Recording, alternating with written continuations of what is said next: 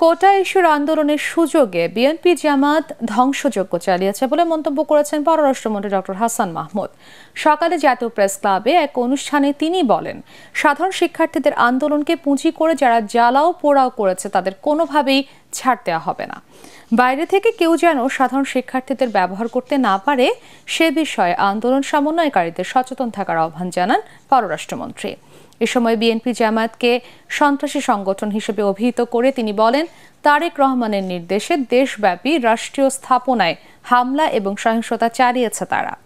এ সময় হুঁশিয়ারি দেন পররাষ্ট্রমন্ত্রী। আমরা প্রথম থেকে বলে এসেছিলাম সর্বোচ্চ আদালতের মাধ্যমেই এই সমস্যার সমাধান হবে, সর্বোচ্চ আদালতের মাধ্যমেই সমাধান হয়েছে। যদি একটু ধৈর্য ধরা হতো তাহলে তো এই বিএনপি জামাত জঙ্গি গোষ্ঠী দেশবিরোধী অপশক্তি তারা এই সুযোগটা পেত না। এটি সবাইকে বুঝতে হবে, ছাত্র নেতাদেরও এটি অনুধাবন করতে হবে।